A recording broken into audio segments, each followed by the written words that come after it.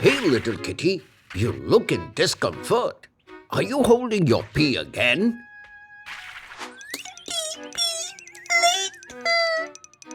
Well, don't make this a habit, kitty. Holding pee can make you go kaboom.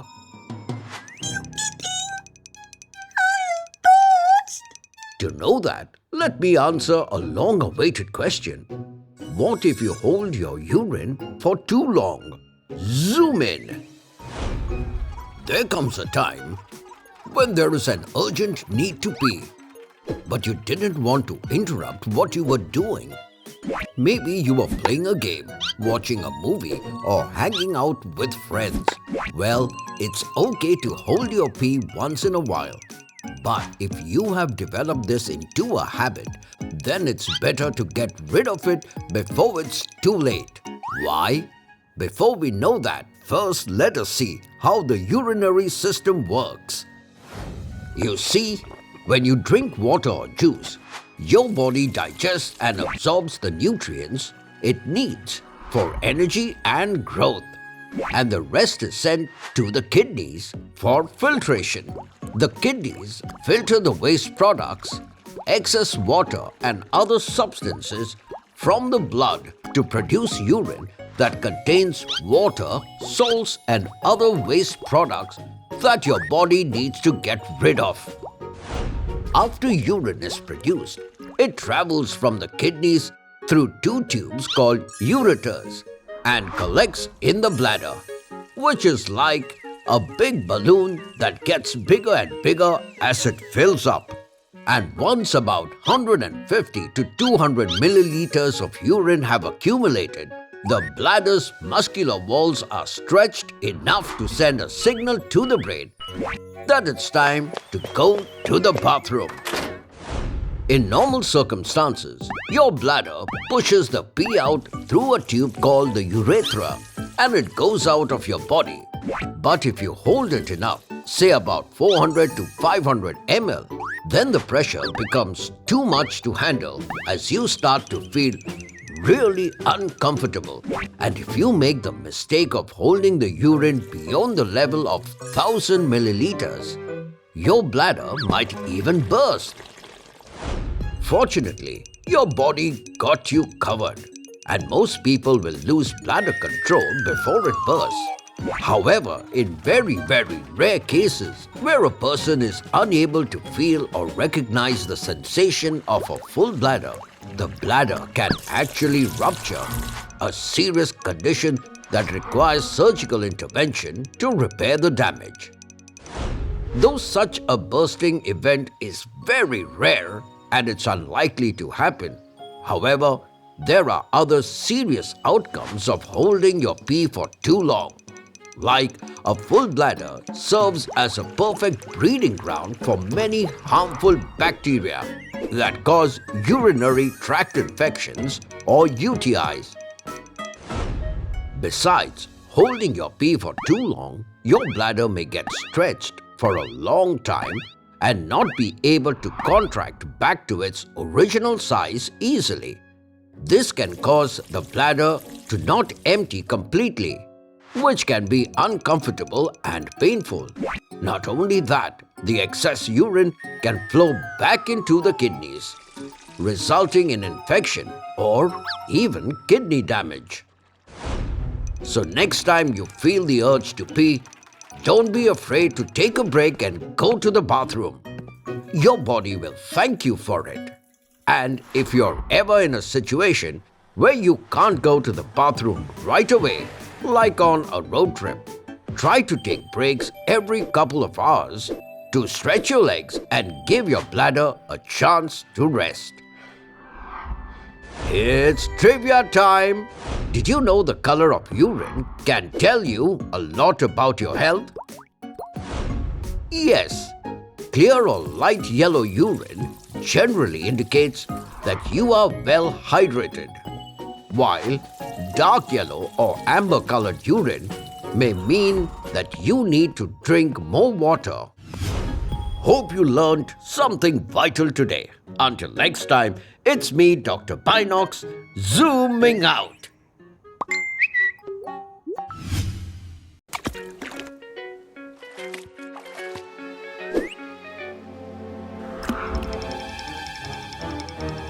To be continued.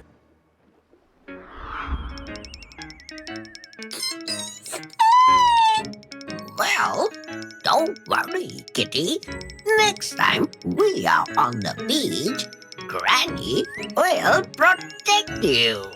Well, luckily, there won't be any need for it, as it's just a fictional show and Mosasaurus are already extinct.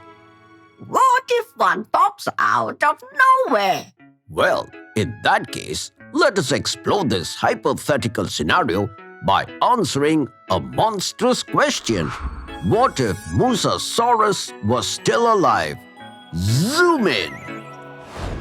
Around 82 million to 66 million years ago, during the late Cretaceous period, the oceans around the world were horrified by the presence of reptiles called Mosasaurus, who were assumed to be closely related to snakes and monitor lizards.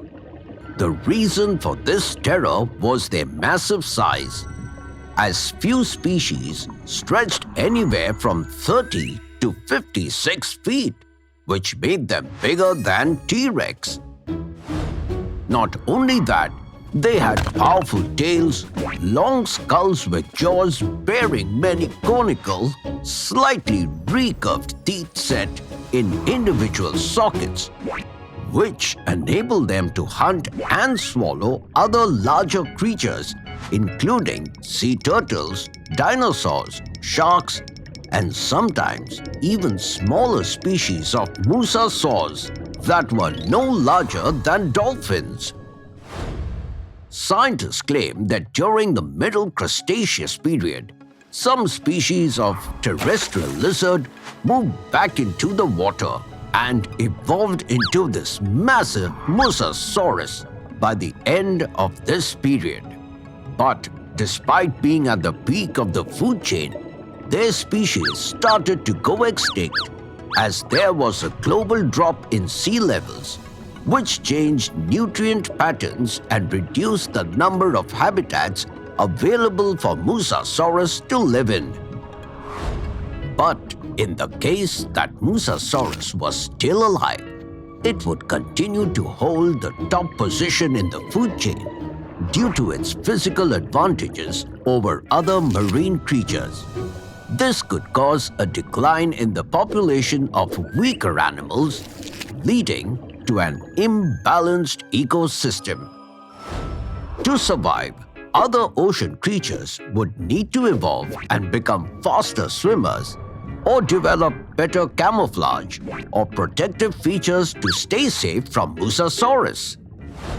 However, not all species may be able to keep up with the pace of evolution, and those that fail to evolve could eventually go extinct, causing a chain reaction as other species that depend on that prey for survival would also suffer.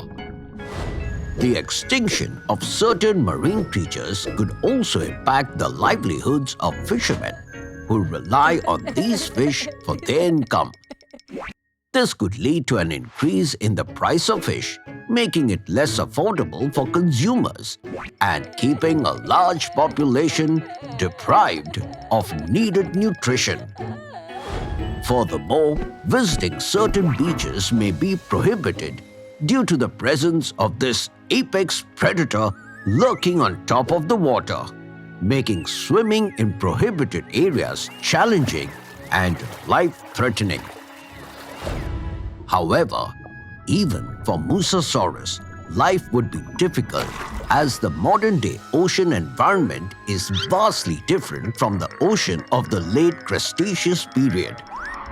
Pollution, climate change, and other human-induced environmental factors could have significant impact on its health and survival, potentially leading to its extinction sooner or later.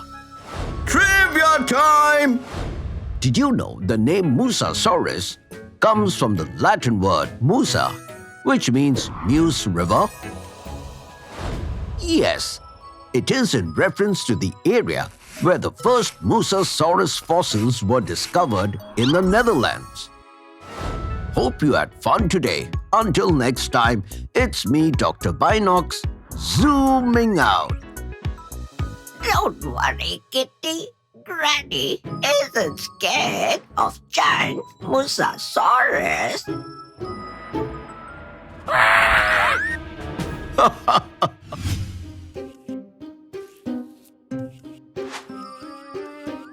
Watch out for your fingers, little kitty, or it might end up with an intensely painful paper cut. A pain worse than you can feel in any other part of your body.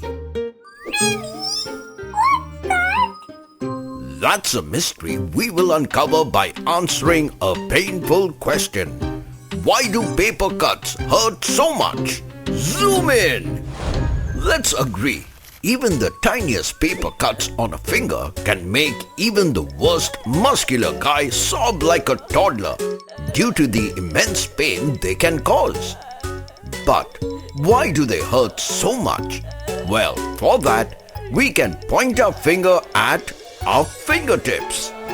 Yes, we use our fingertips to sense our surroundings. So they are packed with special pain receptors called nociceptors.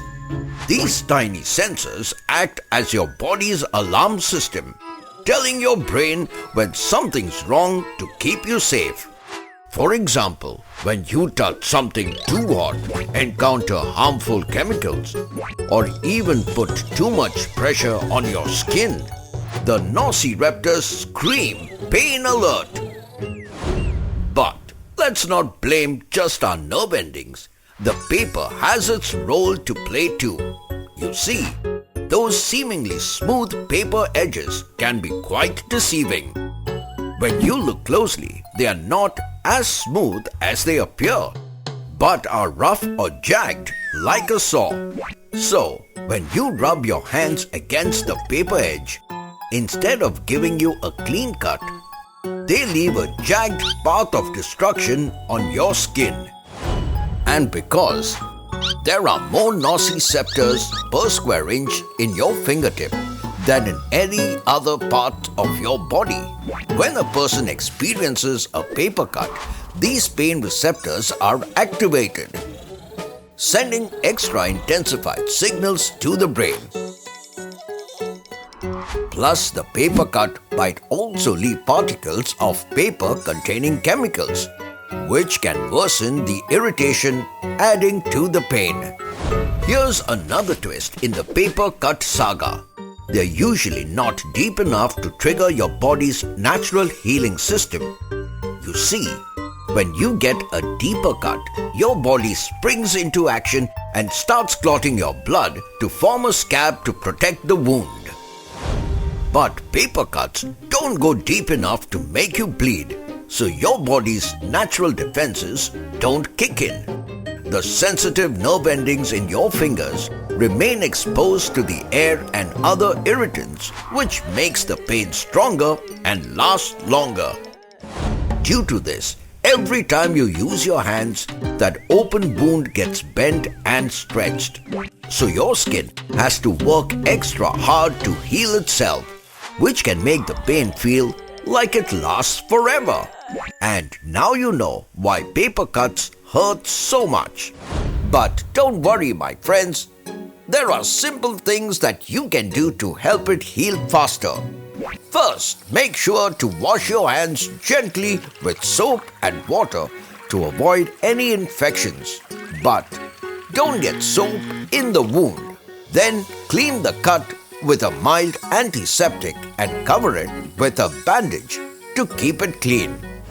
To make a faster recovery, keep the paper cut moisturized by applying a bit of antibiotic ointment. Try to avoid picking at the scab that forms. It's your skin's way of protecting itself while it heals. But if you see signs of infection near the wound, such as redness, increasing pain or swelling, do visit your doctor ASAP. Trivia time! Did you know wound healing slows down as we age? Yes, this is because with age, your skin cells become less effective at their job. Hope you learned something new today. Until next time, it's me, Dr. Binocs, zooming out.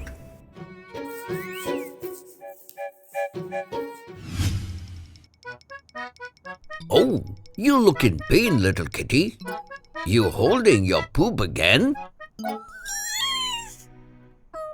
just one more page. Oh no, no more pages for now. It's important to listen to our bodies. Holding your poop for too long can be a bit risky. Absolutely. So in today's episode, let's explore what happens if you hold your poop for too long. Zoom in. Sometimes we find ourselves in situations where we can't go to the bathroom when we need to. It might be during a school assembly or while enjoying activities like hiking or watching a movie. The occasional instances of holding in poop are usually okay. It's critical to understand the potential risks if it becomes a regular habit. But before we delve into that, let's grasp the basic process of digestion. You see, when we eat, our bodies break down food in the stomach. Next, it enters the small intestine, where nutrients are absorbed into the bloodstream.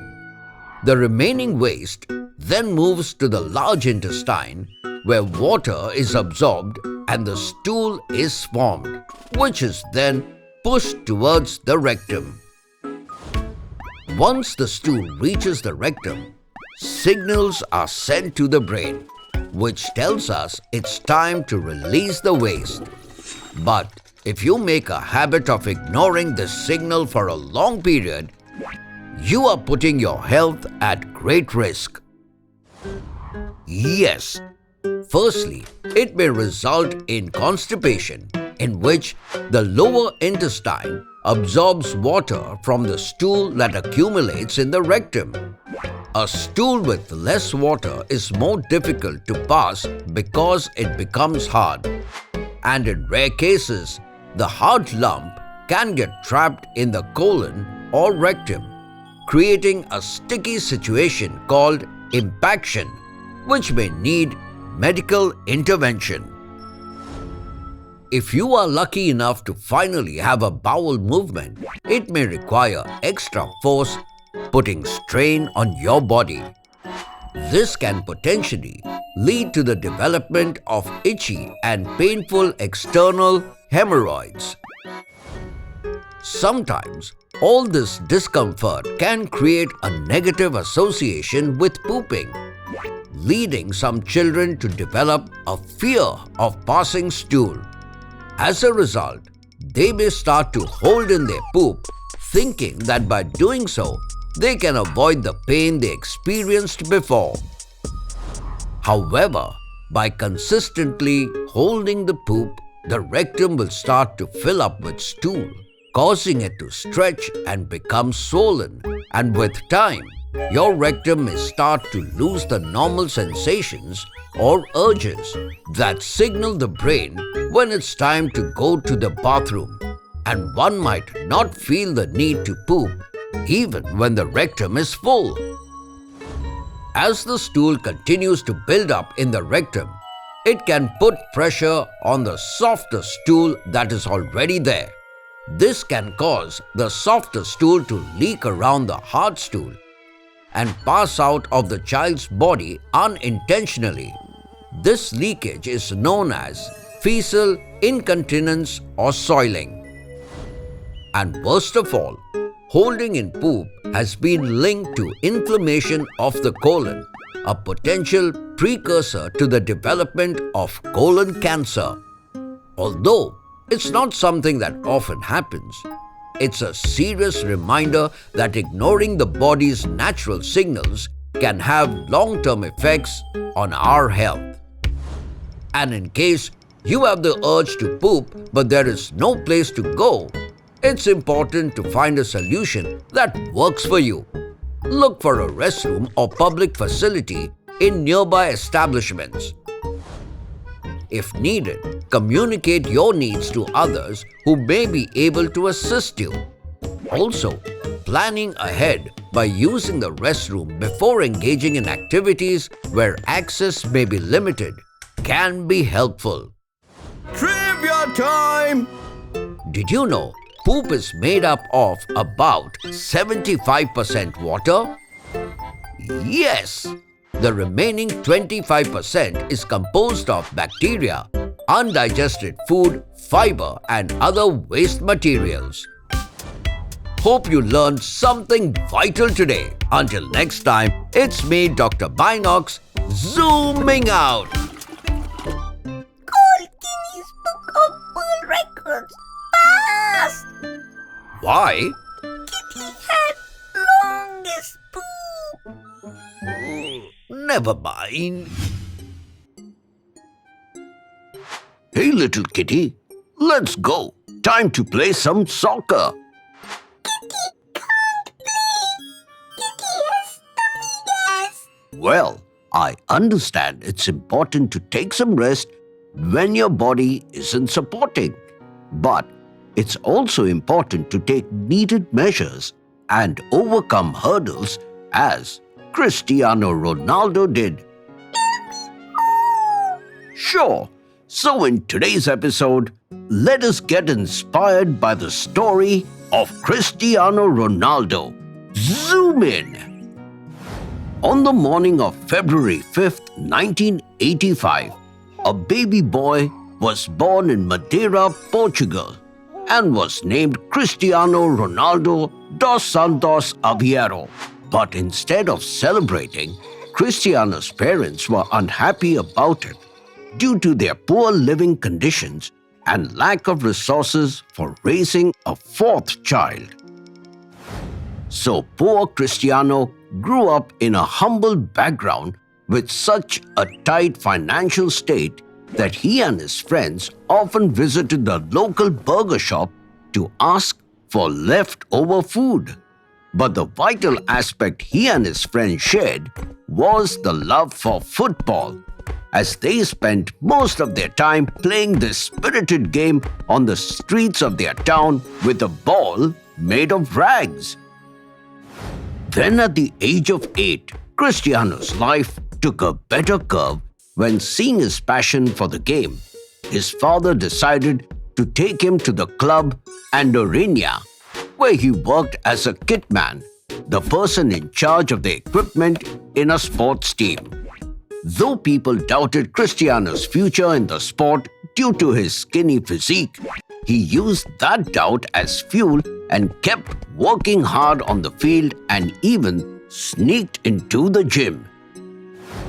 And at the time he was 10, he was considered the best of his entire island and was on the path to stardom. He spent a few more years playing for other clubs, and at the age of 14, Ronaldo made a big decision to drop out of school and pursue football as his lifetime career. But unfortunately, his life took a tragic turn when a year later he was diagnosed with racing heart syndrome, a condition in which an extra electrical pathway in the heart causes a rapid heartbeat. Considering the risk involved, the doctors asked him to either get heart surgery with a low chance of success or stop playing football forever, the only safe solution they knew. But what they didn't know was that Cristiano Ronaldo is a true warrior, as the kid chose to get surgery done. Fortunately, the surgery was successful, and the teenage sports star was back on the field as he started practicing day and night, even after everybody left to take some rest. The hard work began to show its results, and Ronaldo became a glorious player who would outperform everyone. Then, as soon as he turned 16, he became eligible to play professionally, and coach Laszlo Bologna didn't miss the opportunity and drove his career further into the Portuguese league. Then on 6th August 2003, destiny bestowed a great opportunity for this rising star when he played a friendly match with Manchester United and showcased his amazing techniques and tactics.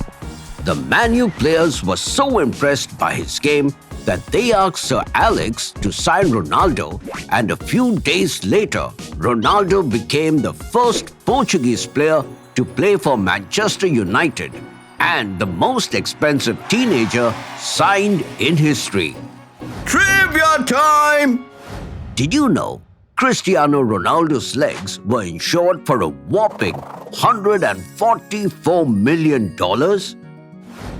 But this is not the most expensive body part insurance in soccer, as Lionel Messi's left foot is insured at $900 million. Hope you had fun today. Until next time, it's me, Dr. Binocs, zooming out.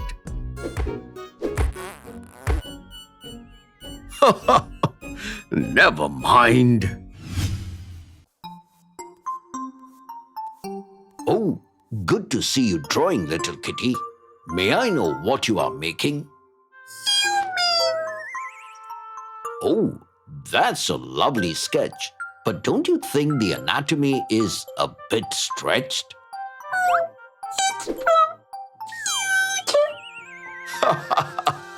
Well, you never know how the human body will evolve from here. Wait a minute. That's an interesting scenario to explore. So friends, without devolving further, let us answer this ever-changing question. What if our bodies kept evolving? Zoom in!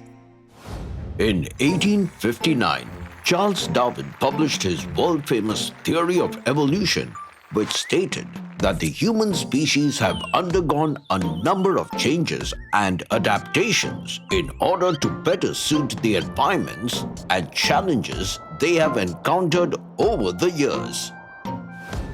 This adaptation is the reason why we look the way we look today, have a complex brain, can walk on two legs, and have the ability to make and use tools. These traits have helped us to survive and thrive in a wide range of environments and have contributed to our success as a species. And if you think humans stopped evolving a long time ago, then you must meet the Bajau people of Southeast Asia, who, unlike other humans, can stay underwater for almost 15 minutes due to their unusually large spleens that allow storing more oxygen. Another example of how humans have evolved over recent centuries is how on some continents, humans are able to digest lactose, a sugar in milk, that was not possible 11,000 years ago. This, along with other evidence, proves that evolution is a continuous process, and how we will look in the future will depend upon our present choices and environment. Yes, for instance, if only the people who eat healthily and exercise to remain fit had children, it is possible that these traits would be passed down to their offspring and become more common in the population over time. As a result, the population of humans might evolve to be more physically fit than previous generations. On the other hand, if our environment becomes more polluted, humans may evolve traits that help us to better cope with pollution, such as stronger immune systems or more efficient detoxification mechanisms. Similarly, in case global warming intensifies, then humans might evolve traits that help us to better cope with the heat. For example, they might develop thinner skin or fur to allow heat to escape, or they might develop larger ears to dissipate heat. Also, we know we've been getting taller, most likely due to better nutrition, and that our brains have been getting smaller but with increased efficiency. So, in a million years, don't be surprised that humans might be incredibly tall with tiny heads. At the same time, it is possible that our chronic habit of using phones could lead to the evolution of stronger and more precise finger muscles, as well as improved visual acuity and hand-eye coordination, as these skills are important for interacting with small screens and buttons. But these are mere assumptions, as evolution is a complex process that is influenced by a number of different factors, and it is not always easy to predict how it will unfold. So all we can say is that only time will tell. Trivia time! Did you know the earliest known human ancestors lived in Africa around 7 million years ago? Also, DNA studies have shown that humans and chimpanzees are genetically very similar. It's sketching time! Today's sketch of the day goes to 8-year-old Karma. Hope you had fun today. Until next time, it's me, Dr. Binocs, zooming out.